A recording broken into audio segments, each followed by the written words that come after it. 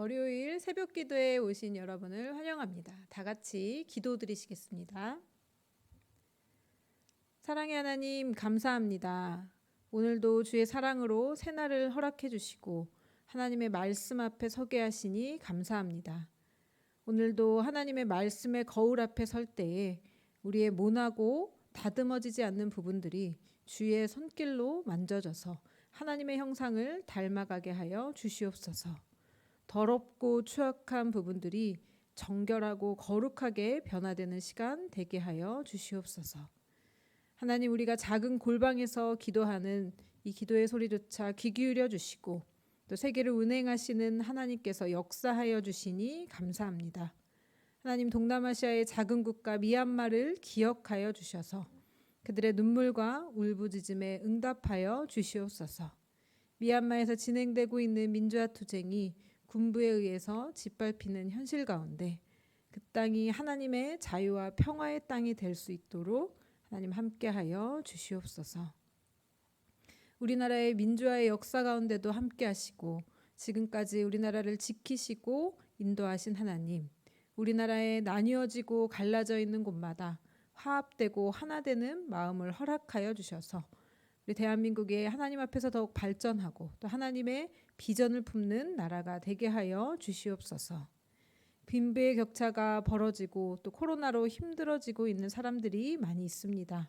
그들에게 새 소망을 허락해 주시고 우리를 도우시고 일하시는 하나님의 함께 하심이 그들 가운데 빛처럼 비춰질 수 있도록 주님 인도하여 주시옵소서. 하나님, 우리 교회가 오늘부터 이동원 목사님을 모시고 신앙 부흥회를 합니다. 우리의 얼어지고 굳어진 마음 가운데 주님의 성령의 불이 임하여 다시 한번 하나님을 향한 첫사랑이 회복되게 하여 주시옵소서. 하나님의 나라를 위한 그러한 열정들이 샘솟는 부흥회 될 수 있도록 주님 인도하여 주시옵소서. 우리 교회가 반석 위에 세운 교회, 또 축제의 공동체, 성숙의 공동체, 치유의 공동체, 사명의 공동체가 되어서 하나님께서 이 세상을 향한 마음들이 우리 교회를 통해 드러나게 하여 주시옵소서. 하나님, 우리 약수교회가 교육관 건축을 위해 오랫동안 기도하며 계획하고 있습니다. 모든 절차와 과정 가운데 하나님께서 함께하여 주시고 하나님께서 보시기에 아름다운 건물이 세워질 수 있도록 주님 도와주시옵소서. 이를 위해 기도와 물질로 후원하는 손길들 위해 함께하여 주시고 또 그 가정마다 복을 내려 주시옵소서. 가족의 구원을 위해 기도하는 성도들 있습니다. 함께 한 하나님을 사랑할 수 없고 또 한 성령님의 사랑을 느낄 수 없는 가정들 가운데 주님 찾아가 주시고 사랑하는 가족을 위해 기도하는 성도들의 기도를 들어주셔서 구원의 문이 열릴 수 있도록 주님 도와주시옵소서.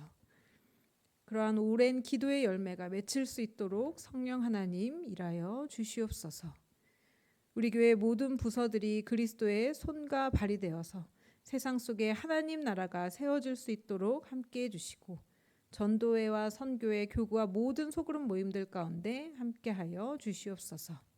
우리 교회에서 올려드려지는 모든 예배가 하나님 앞에 향기로운 제사가 되게 하여 주시고 성도들의 일상의 삶 가운데 삶의 예배로 살아가는 우리 성도들 한 명 한 명 되게 하여 주시옵소서. 하나님의 영이 임하는 살아있는 교회로서의 삶을 살아내는 우리 약수교회 성도들 되게 하여 주시옵소서. 모든 목회자의 건강을 지켜주시고 하나님의 은혜의 귀한 통로로 쓰임받을 수 있도록 주님 붙들어 주시옵소서. 이 모든 말씀 주 예수 그리스도 이름으로 기도드립니다. 아멘. 오늘 하나님께서 우리에게 주시는 말씀은 고린도후서 3장 1절부터 3절까지의 말씀입니다. 고린도후서 3장 1절부터 3절까지의 말씀을 읽도록 하겠습니다. 우리가 다시 자천하기를 시작하겠느냐? 우리가 어찌 어떤 사람처럼 추천서를 너희에게 붙이거나 혹은 너희에게 받거나 할 필요가 있느냐? 너희는 우리의 편지라. 우리 마음에 썼고 무사람이 알고 읽는 바라. 너희는 우리로 말미암아 나타난 그리스도의 편지니 이는 먹으로 쓴 것이 아니요 오직 살아계신 하나님의 영으로 쓴 것이며 또 돌판에 쓴 것이 아니요 오직 육의 마음판에 쓴 것이니라. 아멘. 오늘 말씀에서 보면 바울은 부득이하게 고린도로 가기로 했다가 방문 계획을 거듭해서 취소하고 변경하는 바람에 적대적인 사람들로부터 공격을 받게 되었습니다. 신실하지 못하다는 공격을 받게 되고 또 이렇게 고린도 교회에 가지 못한 것이 이러한 적대적인 사람들에게 빌미를 제공하게 되었는데요. 그런데 여기서 설상가상으로 유대로부터 와서 고린도 교회에 침투한 거짓 사도들은 바울이 추천서를 가지고 있지 않다는 이유로 바울이 사도가 아니라고 떠들어댔습니다. 결국 바울은 이래저래 사도직에 대해서 고린도 교회 성도들에게 의심을 받게 된 것입니다. 이러한 바울의 사도직에 대한 고린도 교회의 의심은 단순히 바울 자신의 사도직의 권위를 훼손하는 것뿐만이 아니라 근본적으로 바울이 전한 복음의 진리성을 의심하는 것이기도 했습니다. 왜냐하면 바울의 사도직은 그리스도로부터 받은 것이고 따라서 그의 사도직을 부인하는 것은 결국 그리스도의 복음을 부인하는 것이기 때문입니다. 이에 바울은 고린도 교인들 자체가 곧 자신의 추천서임을 밝혀서 거짓 사도들과 그에 동조하는 자들의 비난을 반박하고 있습니다. 즉 바울은 자신의 복음 사역으로 인해 성도가 된 그 고린도 교인들 자체가 자신의 사도직을 보증하는 가장 확실한 추천서가 된다고 이야기하고 있습니다. 이와 같이 자신의 추천서는 한시적으로 종이와 먹으로 쓴 것이 아니라 하나님의 영으로 말미암아 육의 마음판에 새긴 바로 고린도 교인들 그 자체가 추천서임을 밝히고 있는 것입니다. 여러분이 만약 바울이었다고 생각해 보십시오. 고린도 교회에 복음의 씨앗을 뿌리고 또 평생 주님을 모르고 지냈을 교인들에게 목숨을 걸고 와서 복음을 전했더니 바울을 헐뜯고 있습니다. 또 비난을 하고 권위가 없다고 말합니다. 만약 여러분이 바울이었다면 어땠을까요? 저라면 분노가 확 일었을 것 같습니다. 괘씸하기도 하고 또 억울한 마음도 들었을 것 같습니다. 복음을 전해서 고린도 교회가 생겨나고 또 구원도 받게 되고 은혜 안에 살게 했더니 오히려 공격을 하고 있는 것이죠. 그러나 바울에게서는 이러한 분노를 찾을 수가 없습니다. 2절과 3절의 내용은 그들이 가지고 있는 오해를 풀기 위해 차근차근 설명하고 있는 바울의 모습을 볼 수 있습니다. 왜 자신에게 종이에 쓰여진 추천서가 없는지에 대해서 이해를 시킵니다. 또 하나님의 영으로 육의 마음판에 있는 자신의 추천서인 고린도 교인들이 오히려 더 확실한 것이다 라고 말하고 있습니다. 그는 사람들 앞에서 자신을 낮추는 사람이었습니다. 겸손한 사람이었습니다. 예수님이 우리에게 보여주신 그 길을 따라간 사람이었죠. 우리에게도 이러한 예수님의 마음이 필요합니다. 피차간에 겸손하지 않으면 싸움과 다툼은 계속되기 마련입니다. 작은 오해는 더 큰 오해를 낳습니다.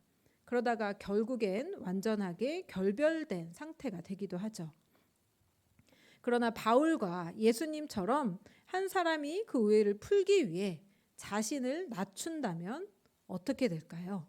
바로 대화가 일어나게 되고 이해의 싹이 나게 될 것입니다. 다툼과 싸움은 눅놓듯이 사라질 것입니다.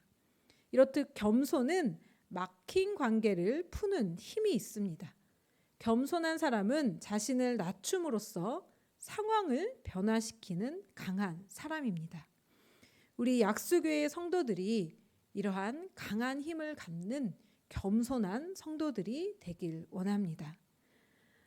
여러분은 사랑하는 사람에게 어떤 선물을 받길 원하시나요? 기념이나 생일 이런 때가 되면 어떤 선물을 해달라라고 주로 말을 하시나요?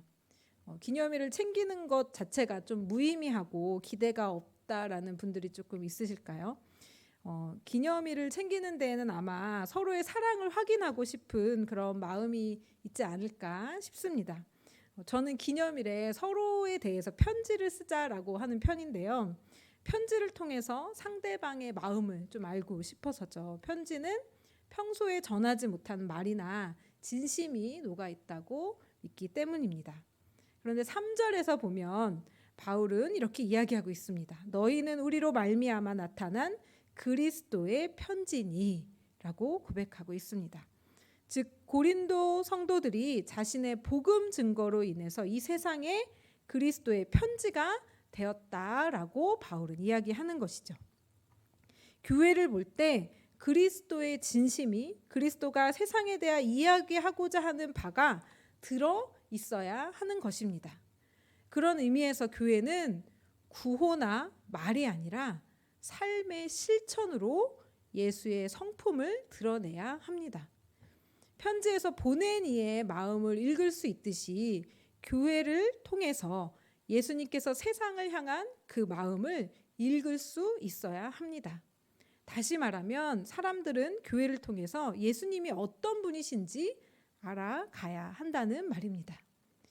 이 표현 속에서 우리가 좀 뜨거운 사명감이 느껴지는 것 같습니다. 우리가 세상에 대해서 어떻게 해야 한다고 말씀하시는 주님의 간곡한 음성이 들리는 것 같습니다. 그렇다면 우리는 그리스도의 편지로 어떠한 모습으로 세상을 살아가야 할까요? 먼저 그리스도의 뜻을 세상에 분명하게 전해 주어야 합니다. 우리가 세상에 대해서 그리스도께서 나타내시고자 하는 그분의 사랑과 인격과 뜻을 분명하게 대변해 주어야 합니다. 그런데 우리의 모습을 좀 한번 돌아보았으면 좋겠습니다. 과연 그리스도의 편지인 우리 안에 예수님의 성품으로 가득 충만히 채워져 있습니까? 과연 세상 사람들이 볼 때 여러분은 그리스도의 사랑으로 가득 차 있습니까? 여러분은 세상에 보내신 주님의 뜻을 바로 전달하고 있는 자들입니까? 세상 사람들이 우리를 보고 그리스도의 성품과 사랑과 거룩한 뜻을 분명하게 알 수 있도록 해야 합니다. 이에 우리는 항상 그리스도의 사랑을 전하고 주의 말씀의 옷으로 옷 입음으로써 올바른 그리스도인의 인격과 뜻을 세상 사람들에게 전해주는 일에 힘쓰는 우리 모두가 되었으면 좋겠습니다. 또한 편지란 보내는 이가 원하는 곳에 정확하게 전달될 때 비로소 의미가 있습니다. 편지는 보내는 이의 계획과 지시를 따라서 가야 합니다. 그 계획과 지시가 무시되고 아무 곳이나 또 제 뜻대로 간다면, 자기 뜻에 따라서 지체한다면 편지일 수 없죠. 이와 마찬가지로 그리스도의 편지된 우리 성도들 역시 우리를 보내신 그리스도의 계획과 지시에 충실히 따르는 자들이 되어야 합니다. 가기 힘든 곳이라고 또 마음대로 포기하거나 가기 싫다고 해서 제멋대로 받는 일을 바꾼다거나 바쁘다는 핑계로 가기를 미룬다거나 할 수 없습니다. 그리스도께서 보내시면 언제라도 그 어디라도 가야 하는 것이 그리스도의 편지인 우리의 몫입니다. 하나님께서 우리에게 말씀하시는 바를 귀 기울여 듣고 주님의 음성에 순종하는 우리 모두가 되기를 소망합니다. 사랑하는 약수교회 성도 여러분, 우리는 그리스도께서 세상을 사랑하사 보내신 편지입니다. 그러므로 우리가 어떻게 행동하느냐에 따라 세상 사람들은 그리스도의 사랑을 확실히 알기도 할 것이고 또 도무지 무슨 뜻인지 알아듣지 못하기도 할 것입니다.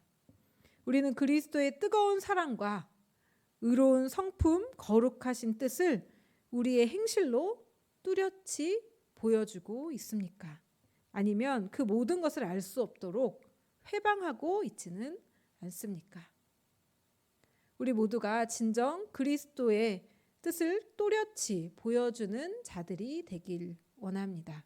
우리의 기분과 판단에 따라 보여주는 것이 아니라 오직 보내신 이의 뜻에 충실히 순종하며 언제라도 어느 곳이라도 마다하지 않고 그리스도의 편지로서 사명을 다하는 우리 모두가 되기를 원합니다.